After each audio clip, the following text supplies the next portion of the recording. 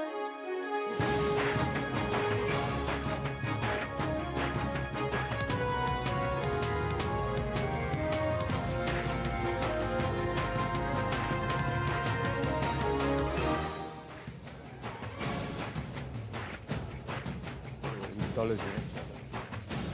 This is Newsroom. Hello and welcome from Johannesburg here in South Africa. My name is Eben Jansen. The show, as always, is live. It's broadcast from our studios in Auckland Park. We are also streaming live on YouTube right now with our entire show available on demand on our YouTube channel. Now, today we'll conclude the trial of the century. We'll have a confidant of the Steenkamp family on the show a little bit later.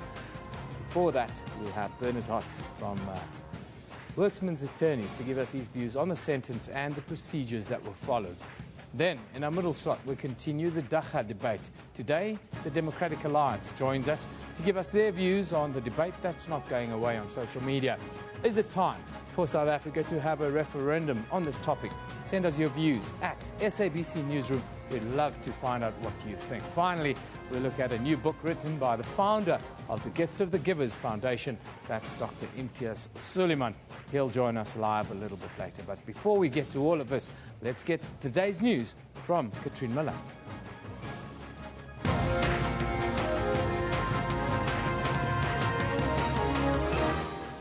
Well, hello and welcome to Newsroom. I'm Katrine Malan, and let's take a look at the top stories this morning. Finance Minister Nhlanhla Nene will present his maiden midterm budget speech today in Parliament. Economists say the minister has little room to manoeuvre and may have to get tough on state-owned entities and civil servants. He will have to make good on his predecessor Pravin Gordhan's warning to state employees to prepare for an end to salary increases above the inflation rate. A ballistic expert is expected to take the stand today in the Srindavani trial at the Western Cape High Court. Yesterday, Sergeant Cornelius Marett faced a tough day on the stand in the trial of the British businessman. Davani's lawyer implied that the policeman had amended his testimony to suit that which he heard from other witnesses. Marett was on duty at the Harare police station in Khayelitsha on the night when Davani was brought in following his wife's murder. The trial of a man accused of killing 3 children in Diepsloot, north of Johannesburg, is expected to start in the High Court in Pretoria today. Thokozani Radebe is charged with murdering 5-year-old Annalisa Mkondo in September last year and cousins Yonelisa and Zandile Mali, aged 2 and 3. The Malis were found dead in a toilet cubicle in Diepsloot Extension 1 on the 15th of October last year. Radebe is also accused of raping and kidnapping the Mali girls. Still in the courts, and the driver of a truck that allegedly caused a multi-vehicle pile-up and killed 4 people on the N12 East near Alberton is expected to apply for bail in the Palm Ridge Magistrates Court today. Isaac Wade Murading was arrested on the 15th of October after his truck plowed into about 47 vehicles in early morning traffic on the 14th of October, killing 4 people and injuring 16 others. 2 people were killed on scene and 2 others later died in hospital. He had been arrested for reckless and negligent driving in 1996.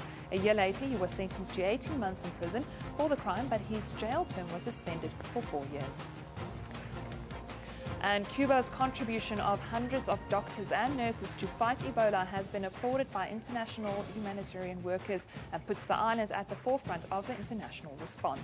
Despite its small population and strapped economy, Cuba has sent 165 medical professionals to Sierra Leone, a larger contingent than most Western countries. A further 91 Cuban doctors and nurses are to begin work shortly in Liberia and Guinea, and Cuba has pledged to send more than 200 others. All those top stories and more are available on our Newsroom Facebook page. You can also follow us on Twitter at SABC Newsroom. Eben, over to you. Thank you very much, Katrine. Now, Jackie Salibi got 15 years for corruption. Shabu Sheikh got 13 years for fraud. Rashid Staghi, 13 for burglary. Oscar, 5 years for killing his girlfriend. Killing a rhino will get you more jail time than Oscar is facing. These were some of the best tweets that you've sent in to us in the last 24 hours. Now, legal experts have been split in their opinions on the trial since Judge Masipa handed down judgment last month, ruling out murder. Lawyers were particularly uneasy over the decision on dolus eventualis, arguing that Pistorius could have known it was likely the person he shot would be killed.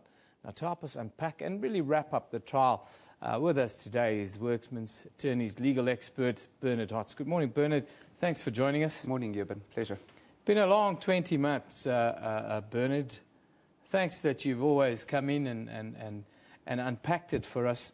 Now that it's over, what's been going on in the legal fraternity in the last 24 hours? Eben, I don't know if it's over.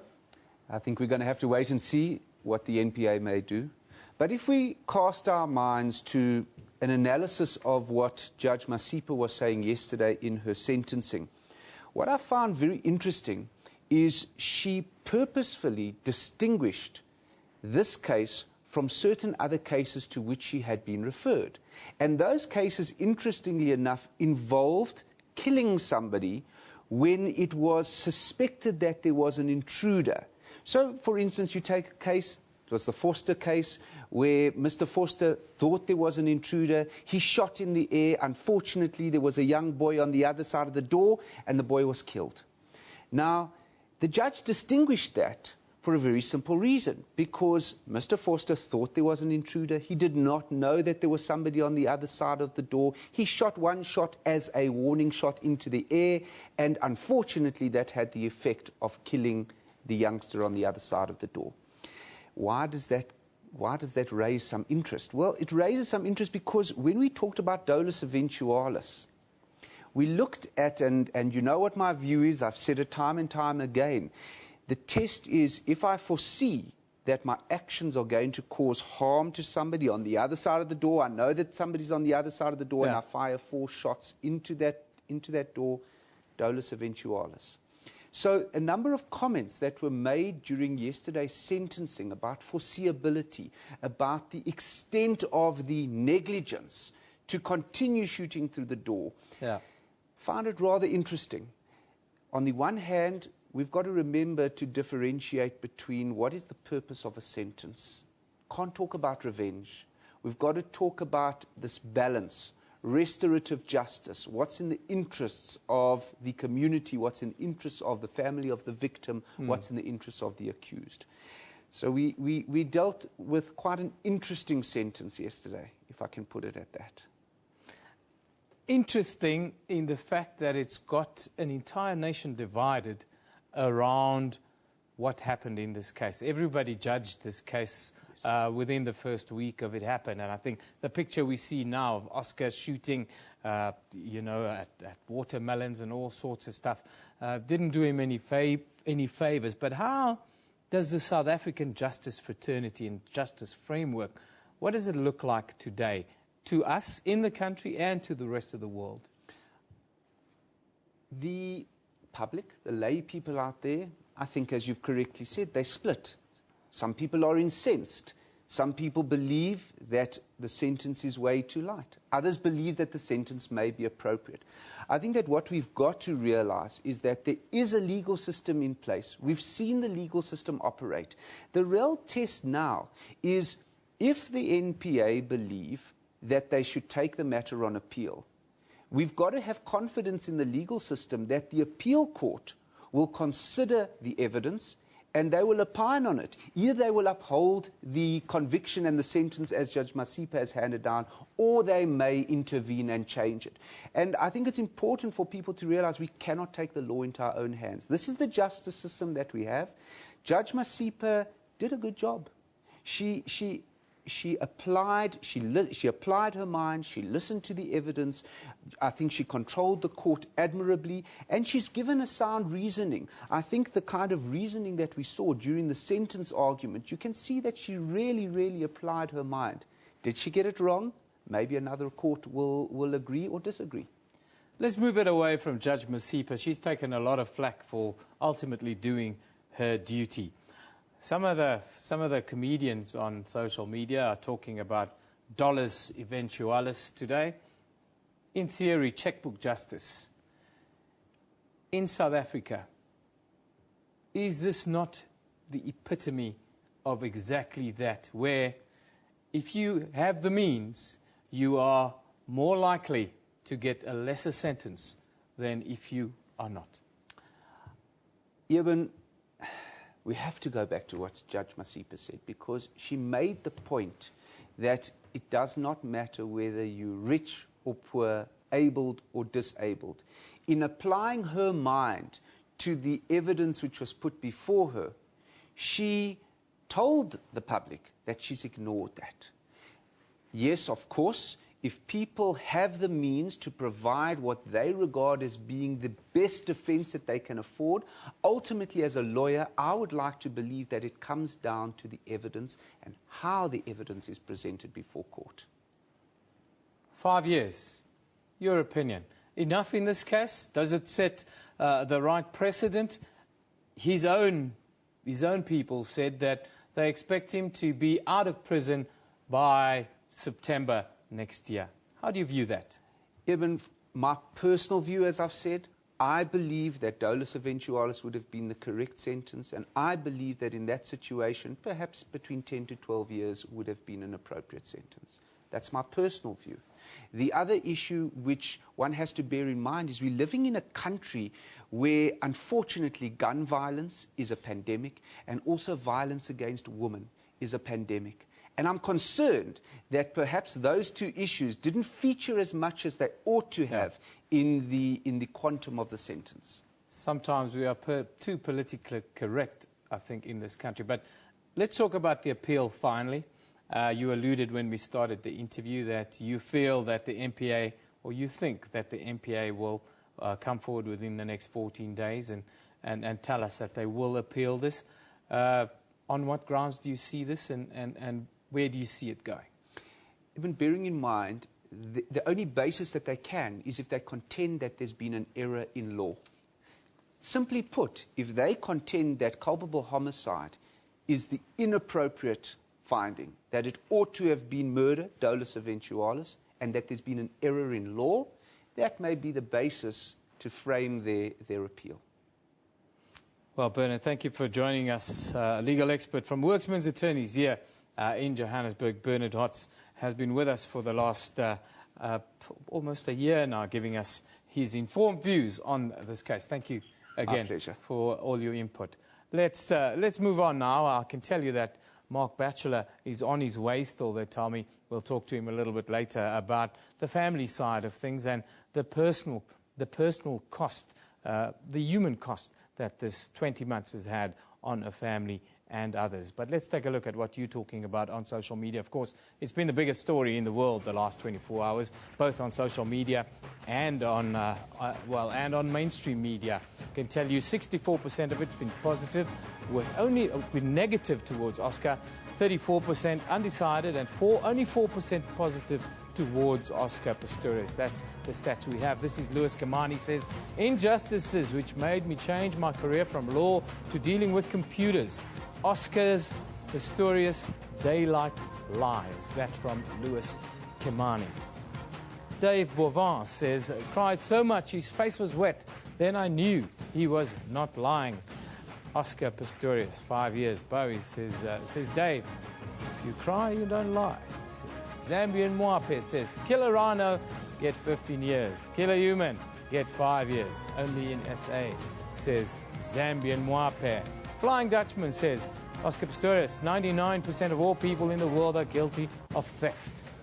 0.8% are guilty of culpable homicide, both punishable with jail sentence. Think again. You want the thieves to go free then, I think. The Shed Marketing says, think we all have Oscar Pistorius fatigue. Let's get back to life, shall we? That was very much the sentiment, I think, of the Steenkamp family yesterday when they left the courtroom. Can you imagine the cost it must have taken, the toll it must have taken on that family? Let's now think about them and move on. Time for us to take a look at the front pages from around the globe today. The International New York Times is looking at the Oscar Pistorius sentencing today. There you can see a picture of the athlete on the front page. Then we look at the Daily Telegraph in Australia. It's paying tribute to their 21st Prime Minister, Gough Whitlam, who has passed away at the age of 98. And the Times has a picture of the Duchess of Cambridge, Kate Middleton. There you see it, who's appeared at a first official engagement since it was announced that she is expecting a second child with Prince William. Now, on a lighter note, social media was buzz yesterday after Oscar was sentenced to 5 years in prison for killing his model girlfriend, Reba Steenkamp.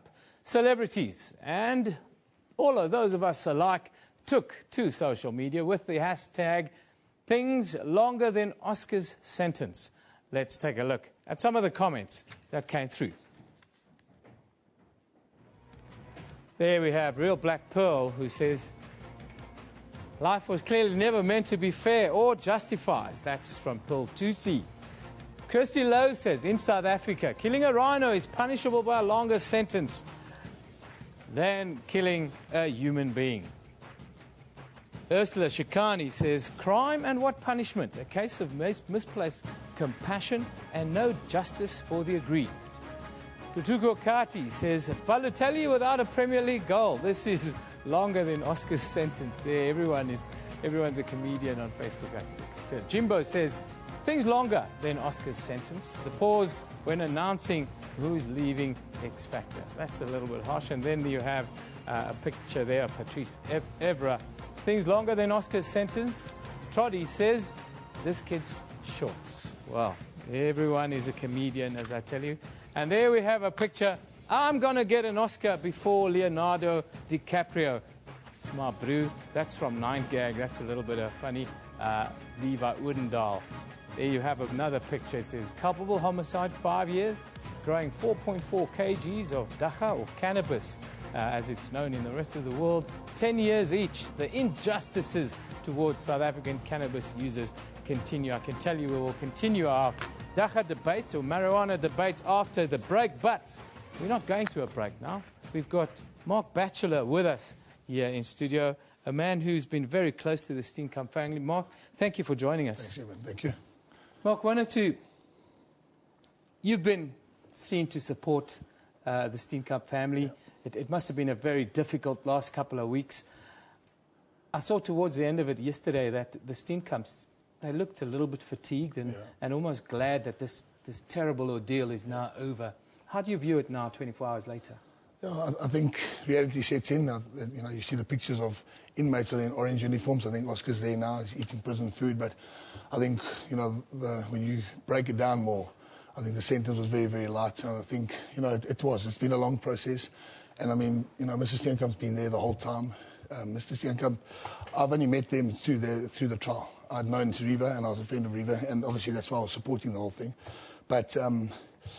just to see the dignity that they held between them, and that, they never were aggressive towards anybody in the court. They especially Mr. Steenkamp, he's just like one of the nicest men you'll ever meet, and he was just so humble with everything. And I think that's where a lot of swords would cross, because the Pistoriuses weren't. They were hostile in the court. They would always try and intimidate people. They would stare people down. I mean, Amy acts like the big victim. She stares at everybody, all the girls there, Gina Myers, Kim Myers. She did it to me and Jared Mortimer, but. Obviously we can handle that. But so I think came to an end where, they just said justice has been done. I heard Mr. Steenkamp say if that's justice, then they've got to live with it. But personally, I just think it's way too short, and I think definitely the state's going to appeal. Mark, you spoke about the Pistorius family staring people down. We had an incident with a friend of yours, Mike Schultz, who also supported you and the family in the courtroom. What happened there? It's almost like after that they did an interview, the Pistorius family, and they painted themselves as a victim in this case. That's a little bit rich, wouldn't you say? Well, and it's exactly that, Eben. And not to, because Mikey is my friend, he's one of my best mates, and they came to support me and Jared. And he hadn't been in that courtroom. On the Tuesday, it's the first time he ever went there. We sat at the back. And we were helping the state with some of the witnesses. That's, Mr. Nell and Andrew Leach, all those guys. I mean, they were helping when Mikey had his troubles. They were part of the prosecuting team then. So he had a big friendship with them, and that's how we got involved in the whole thing. And we did a lot of work behind the scenes, for the state, helping them get witnesses there, witnesses they couldn't reach to. We'd go see them, and that was, it wasn't like we want some praise for it. That's what we were doing for the Steenkamps and for the state, and to get justice, which, in the end wasn't really served, I don't think. And that whole boil-up was, you know, Marky walked in the courtroom, there was no other seats, and him and Mark Stradham sat down on the first available seats. The police actually showed them where to sit. And then Amy started her nonsense again. It's, you know, no one's... I mean, she's... on that day, she was staring at Jared so much. Eventually, Jared said, must I blow her a kiss or something? Because I just want to get her off my case, you know. She came up to me in the coffee shop twice and looked me up and down, shook her head like in disgust. And then I just turned and walked away. Twice she did that. I mean, what gives her the right? We're not there against them, you know. We're there for justice. I had an incident with Oscar, but it's not that's not the reason why I'm there. I'm not bitter. Oscar's not a threat in my life. I'm not worried about that thing. I was there because she got shot and she got killed and murdered behind that door like a friend. And it was a friend of yours. 100%. I wanted to take you back a couple of years. You know, here in the media, we heard stories about the famous incidents in the past. A lot of people spoke at that time of Oscar being a train wreck waiting to happen. Was there a time when he threatened you, when there were women involved, with a friend of yours again? Did he threaten you? And was he that kind of aggressive type that was spoiling for a fight, as it were? Yeah, he was always looking for it. And I mean, he saw me, he threatened me, he said he's going to break my legs. And they had, I mean, I eventually got called into General Sabier's office for that whole thing. And then they realised he had phoned me twice. They thought, because they'd painted a picture that I'd, you know, created this thing with Oscar. And it was again over a friend, you know, he threatened a friend of mine, Quentin van den Berg. He threatened him on 2 or 3 occasions. Even after everything was settled, he still saw him afterwards at Shimmy's in Cape Town, and he had another go at him, you know. And Hogart and Kevin Arena to pull him off, you know. And you know, Quentin's not a confrontational guy at all. And he just, you know, even sold his tickets for that New Year's party, and he just said, I'm going back home. I don't need this, you know, in my life. And he diffused the whole thing. But you know, Oscar was keep baiting for it. And, you know, when I got involved, as I said, you know, and we got called to the cops, and the cops said, you know, you've got a national soccer player, you've got a national athlete, and, you know, we don't take these kind of things, these kind of threats high. And then I realised he had obviously said to him, I'd phoned them. Then when they pulled the records of all the phones, and they found out, and there's minutes there. So, you know, my side was clear. But yeah, he did. He threatened to break my legs. He was going to smash me, and he's not scared of me, and he knows I'm with Mike. He's not scared of any of us, and you know, just baiting the whole time. But he went on, phoned me twice, screamed and shouted, ranted and raved. I actually laughed at him. I just put the phone down. That really puts a different spin on this kind of thing. Yeah. Well, why do you think this kind of thing didn't come out in the courtroom? And what do you make of the incident with Jared Mortimer? As well, I think it was a VIP room in the middle of the trial. What kind of person does that sort of thing? Well, Gil also, and Gil was one of his good friends, and I mean, even Gil was in the courtroom that day to just go tell the truth, because Oscar had said that he was with his cousin, and he wasn't with his cousin. He was with Gil, and they'd met at Marco Polo first. And they downed a couple of drinks. And Gil had asked him the question. He said, why do you want to go out? It's in the middle of your trial. And he said, no, I just want to go out. I want to get out. And then Gil said, well, you're not doing the right thing. And anyway, they went there. And then the incident with Jared. And Jared challenged him to a polygraph. I challenged him to a polygraph, you know. And you know, even talking on that, why, if you're so innocent, why didn't he say, I know it's got nothing to do and you can't prove it in the court of law, but just to clear his own head, say, listen, if I didn't murder her, if I didn't kill her in cold blood the way we saw it, and should have got murder one, then one, he said, listen, I'm willing to take a polygraph just to clear my name. But he never did it, because we know what the truth was, and they had an argument and a fight, and he had another rage, and that's the thing. That's the scary thing, is that this could have happened at any time. And I mean, Samantha Taylor was nearly 2 years with him. It could have happened to her. You know, his other girlfriend, Melissa Rom, same thing. All the same stories come out, and that's the sad thing. And that's, you know, Reva that should never have happened. And it's, you know, it's a sad day that she's gone, and he gets 5 years, and we'll do 10 months. What do you think of the sentence, firstly? And secondly, tell us about this journey. You know, you guys have been in similar circles, similar sort of restaurants over the years. Yeah.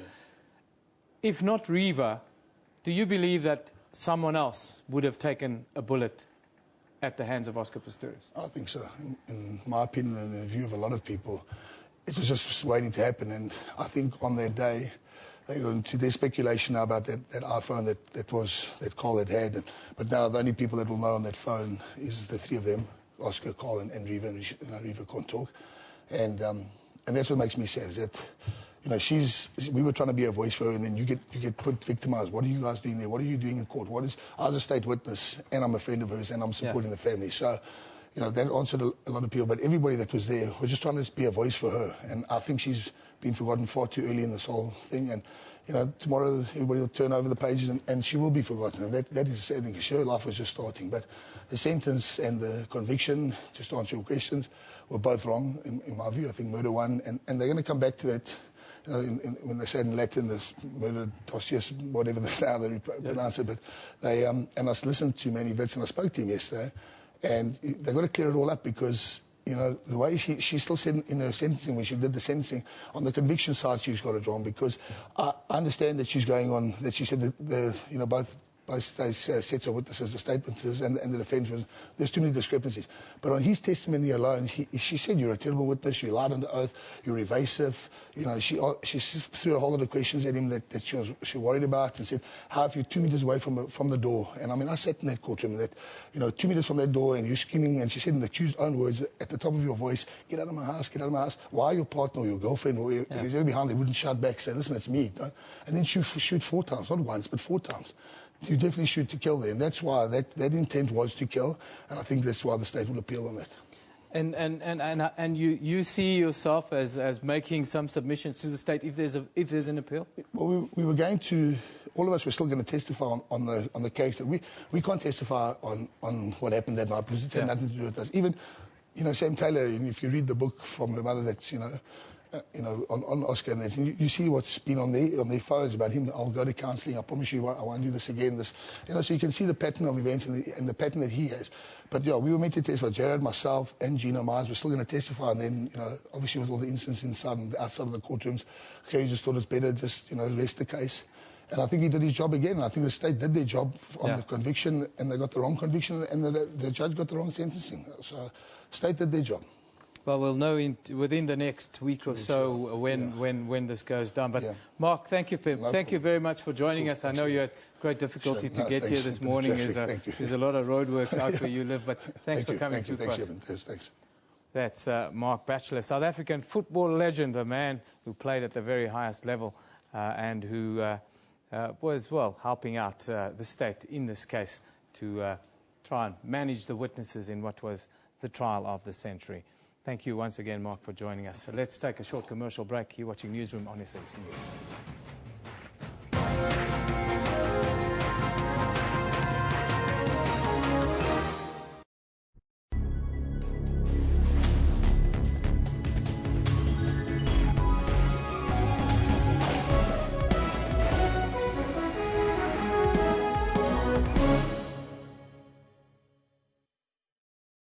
Hello, my people. It's me, your Minister of Parties and Recreation. There's a serious thing happening in our country. Non-participation. I can see that no one is dancing with Mlungu because he doesn't have rhythm. Same. That's why we must make party South Africa's 12th official language to unite us under one language that we all understand. Party. From now on, participation for the nation. Help make party South Africa's 12th official language. Sign the petition today. Get down. Get down. Organize.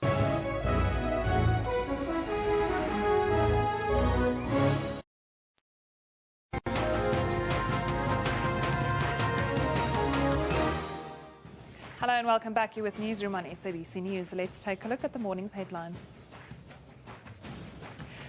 Finance Minister Nhlanhla will present his maiden midterm budget speech today in Parliament. Economists say the minister has little room to manoeuvre and may have to get tough on state-owned entities and civil servants. He will have to make a good on his predecessor Pravin Gordhan's warning to state employees to prepare for an end to salary increases above the inflation rate. A ballistic expert is expected to take the stand today in the trial of Shreen Devani at the Western Cape High Court. Yesterday, Sergeant Cornelius Mallet faced a tough day on the stand in the trial of the British businessman. Devani's lawyer implied that the policeman had amended his testimony to suit that which he heard from other witnesses. Mallet was on duty at the Harare police station in Khayelitsha on the night when Devani was brought in following his wife's murder. And Cuba's contribution of hundreds of doctors and nurses to fight Ebola has been applauded by international humanitarian workers and puts the island at the forefront of international response. Despite its small population and strapped economy, Cuba has sent 165 medical professionals to Sierra Leone, a larger contingent than most Western countries. A further 91 Cuban doctors and nurses are to begin work shortly in Liberia and Guinea, and Cuba has pledged to send more than 200 others. All those top stories and more are available on our Newsroom Facebook page. You can also follow us on Twitter at SABC Newsroom. Eben, over to you.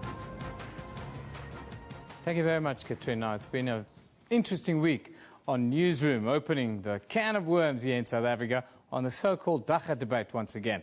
We started the week with the Dagga Party of South Africa jumping straight into the mix, accusing political parties like the Democratic Alliance and the governing ANC of being too silent or passive on the entire matter, and saying that they represent the greatest prohibition forces with regards to legalizing marijuana in the country. Well, we have invited both the ANC and the DA to respond on the matter. And today, the DA's federal chairperson, Dr. Wilma James, agreed to join us from our Parliament studio in Cape Town to discuss the party's view on the matter. Very good morning to you, Dr. James. Thank you for joining us. Oh, good morning, and good morning to the listeners.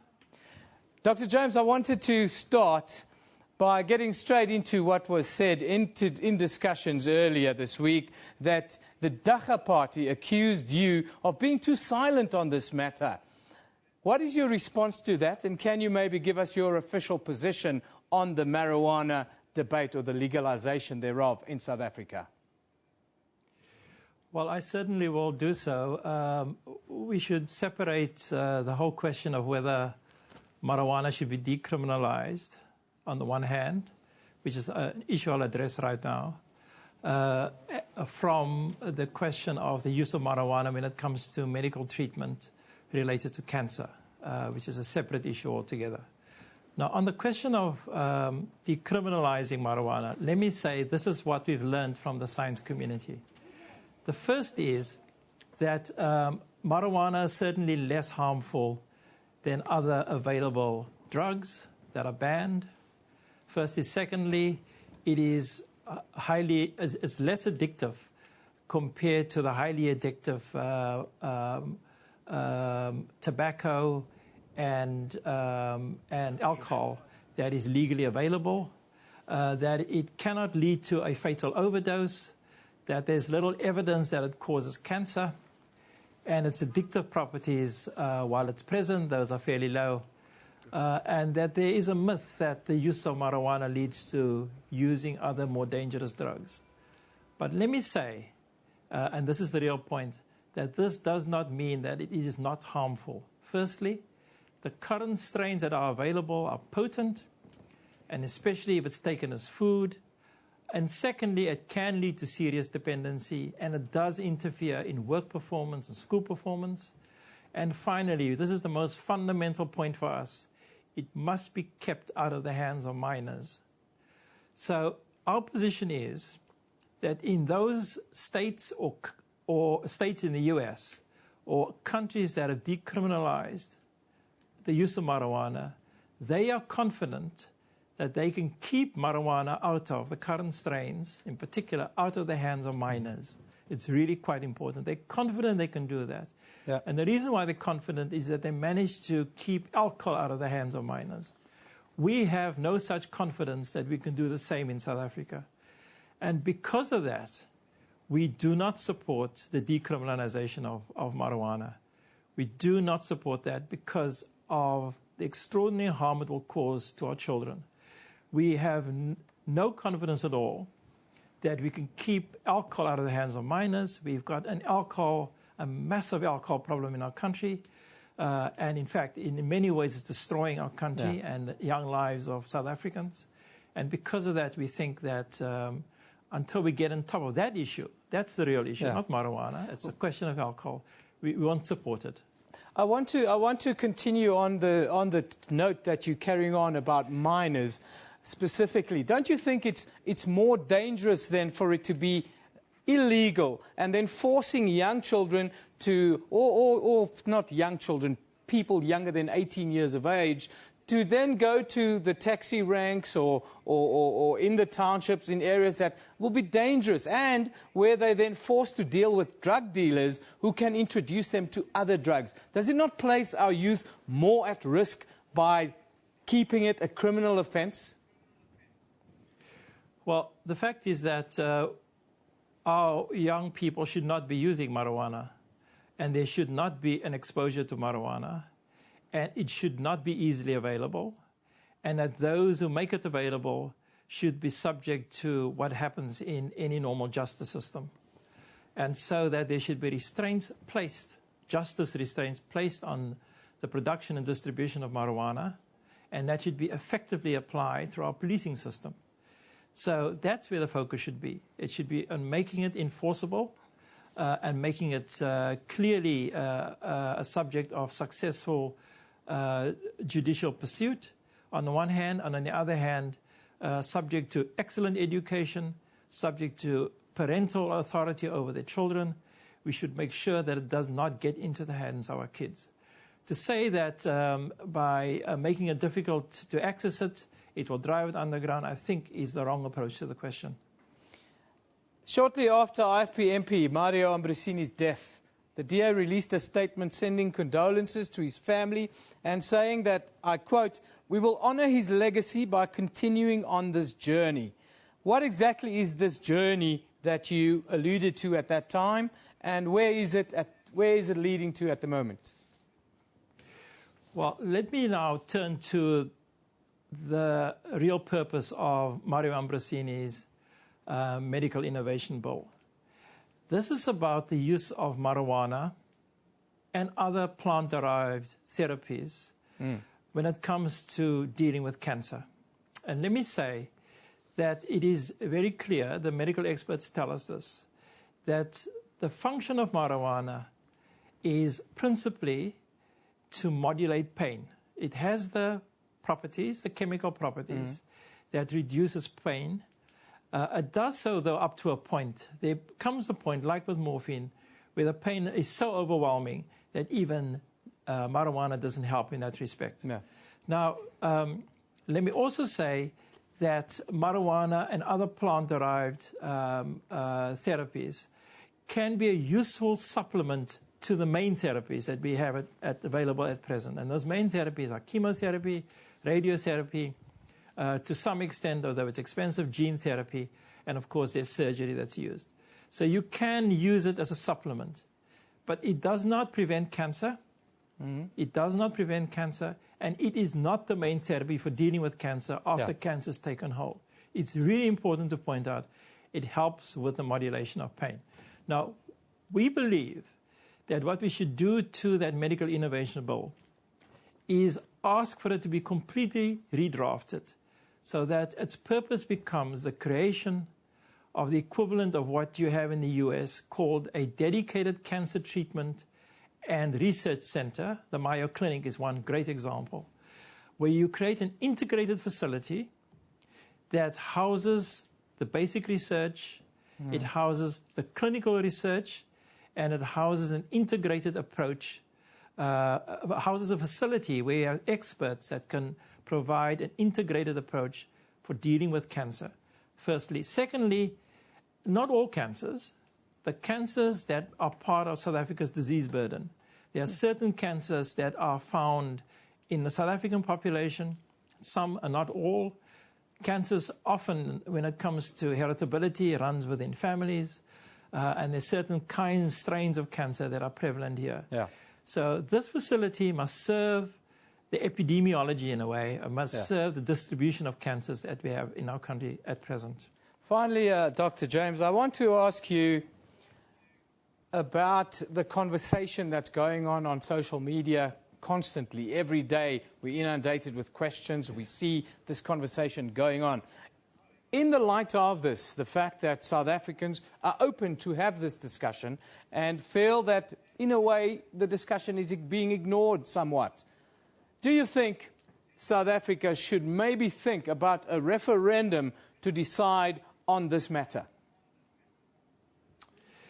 Well, you know, a referendum is a really good way of measuring public opinion, and I think referenda should be used more in this country.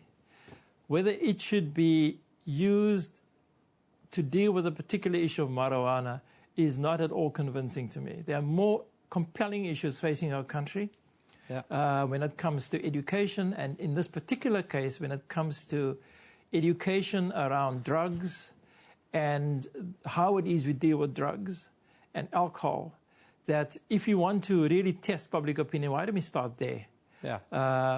focusing on that real issue. The question of marijuana is not, in my view, the most compelling issue that South Africa should be having a conversation about and subjecting that to a referenda. But yes, I think there should be more discussion, as with anything else. Thank you very much for joining us today and giving us the views of yourself and your party. That's the Federal Chairman of the Democratic Alliance here in South Africa, Dr. Wilmot James, joining us live from our parliamentary studios in Cape Town, giving us their points of view. That's of the Democratic Alliance on marijuana, or the legalization thereof in South Africa. Let's take a look at what you're saying on the subject on social media. Of course, at SABC Newsroom, that's where you can interact with us.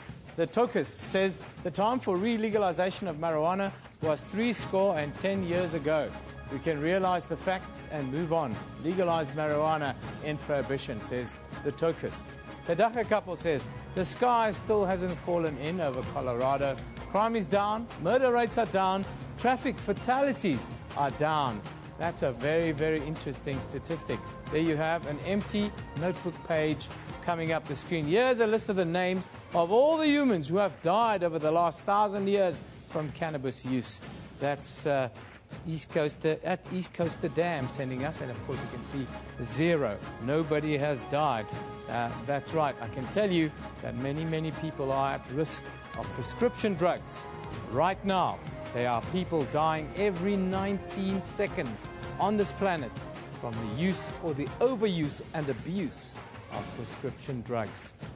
Common sense at the end of the day, but let's take a look at what's happening on our Newsroom Facebook page. Today you will see there that the United Nations Secretary General Ban Ki-moon has condemned the expulsion of the top UN human rights official in the Democratic Republic of the Congo and called on the United Nations Security Council to consider possible action.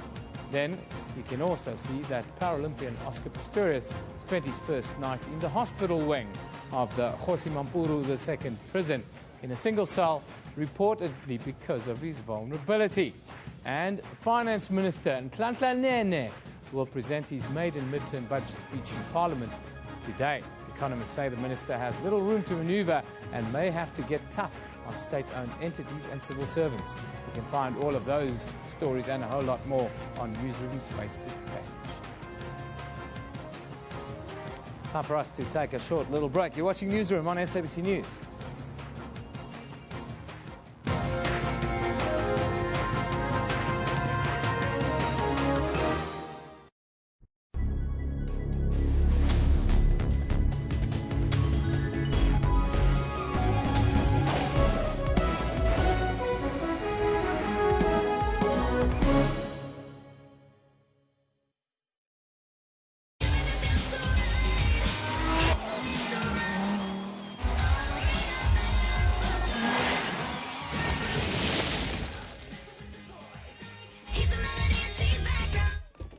Thanks, Mom. Have fun. You too.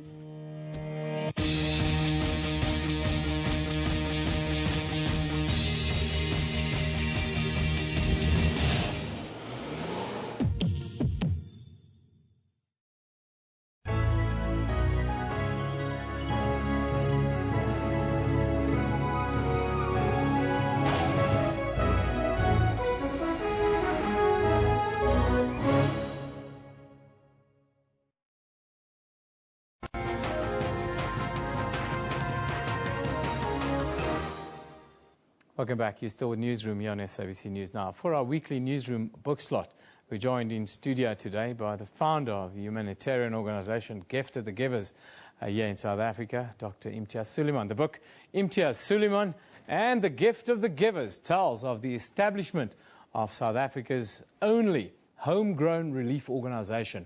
It follows the missions of the agency as undertaken all over the world and looked at the NGO's speedy intervention in countless disasters that has changed the lives of many. Well, we have to say thank you, Dr. Sooliman, for joining us today. Under normal circumstances, we'd be talking about some disaster that you sending doctors to, or relief to, or aid to, of some sort. Today, you're here in a different capacity, pretty much a similar subject matter, but different capacity as an author, A Mercy to All, the story of Imtiaz Suleiman and the gift of the givers. You've been inundated by requests, you say, to tell the story. Finally, it's happened. Tell us about the journey of the book. This journey started many years ago. I've been approached by writers, by professional people, book companies, all saying, maybe 10, 15 years ago, that long ago already, that we need a book on Gift of the Givers. And at every point I refused. I said it creates the wrong impression. People would think that we're doing all this work to get cheap publicity. And I said, no, it can't be done. Eventually, last year, a lady who's been persistent for many years, Louise Grantham from Bookstorm, said, I need to talk about the book. And I said, no. Then she turned up in Pietermaritzburg. She said, can I come and see you in your office and talk to you? I said, since you're here, it's fine, come. She came and she said, look, we want to do this book. So I said, Louise, and I explained. She said, no, don't look at it like that. People want to know the legacy. They want to know the pitfalls. They want to know how to do this work. You're Africa's largest agency, probably only relief agency in this kind of field. And we need to document that before something happens to you. When she said that, and many people had echoed that, I finally agreed. But then I said, you can get whoever wants to write this book. It won't be me, and nobody must call me when they write this book because I don't have the time. And then eventually, we found a Shafiq Morton who's traveled with me, who's interviewed me on many times, who knows the history. He did the research, and all he asked me about 7 or 8 times, have I got the facts and the figures right? And I only read the book finally 1 week before publication to correct the mistakes and to tell them there are a few other stories that's not recorded that need to be told. Tell us about some of the stories. I mean, it's been an incredible journey. You must have seen so much and such a lot of pain and suffering in some of the most affected places in the world. What are some of the stories and the events that really stand out in your mind that you'll take with you for the rest of your days? The book is, the one good thing about the book, it covers not only the international stories, it even covers the South African stories. You know, there's a lot, people don't focus so much on the South African story. There's a lot of that in the book. But international stories, the Haiti, the pain, the fact that we were the first agency in the world from Africa to take somebody out of rubble alive in Haiti 8 days after the earthquake happened, that's a big story that was worldwide. The production of the world's first containerized mobile hospital in Bosnia.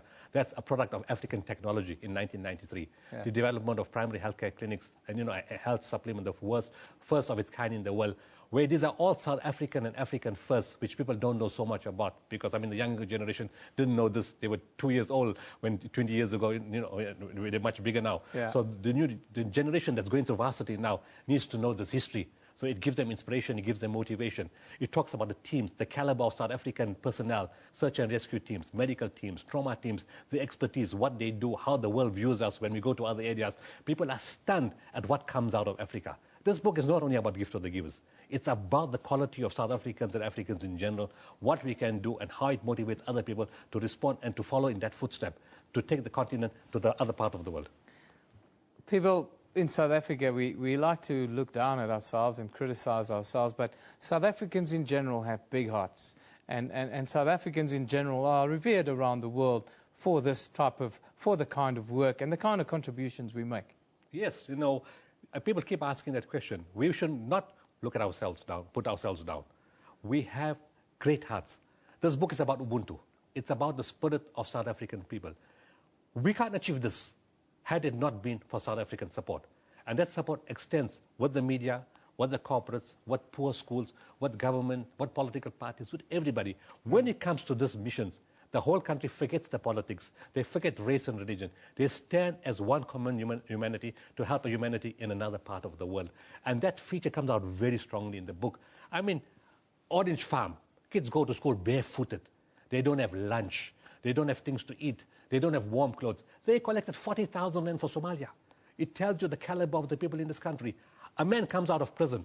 He says, I've just got out of prison. I've got 3 rand in my pocket. That's all I have. I don't have a job. I don't think I'll ever get a job. I don't have a house. But you need this more than I need this. And this is the spirit of Ubuntu in South Africa. Finally, take us back to your personal motivation. When back in the day, what motivated you to start the Gift of the Givers, and how did it start? Must have been difficult, and you must have been frowned upon within your community and in the wider world, one would think. I didn't start Gift of the Givers. I was instructed. I had no idea in my life that this organization will come into being. I met a spiritual teacher in Turkey, in Istanbul, on the 6th of August, 1992. After a prayer session, He just looked at me. He said, my son, I'm not asking you. I'm instructing you to form an organization. The name will be Gift of the Givers. You will serve all people of all races, of all religions, of all colors, of all classes, of any political affiliation, and of any geographical location, and you will serve them unconditionally. You will not expect anything in return, not even a thank you. You will serve them with love, mercy, kindness, and compassion, with the greatest of skill, and you will serve people with dignity. This is an instruction for you for the rest of your life. And remember that whatever you do is done through you and not by you. Now go home, do this, and respond to the needs of the people. And I was just put in a spot. I thought the guy was not serious. And I never expected this thing to get big. And every time I met him 21 times. He said, this thing will get bigger and bigger and bigger. And God, has it gone big? No, it's an organization that we all in South Africa are very proud of. We're very proud of you, the work that you do.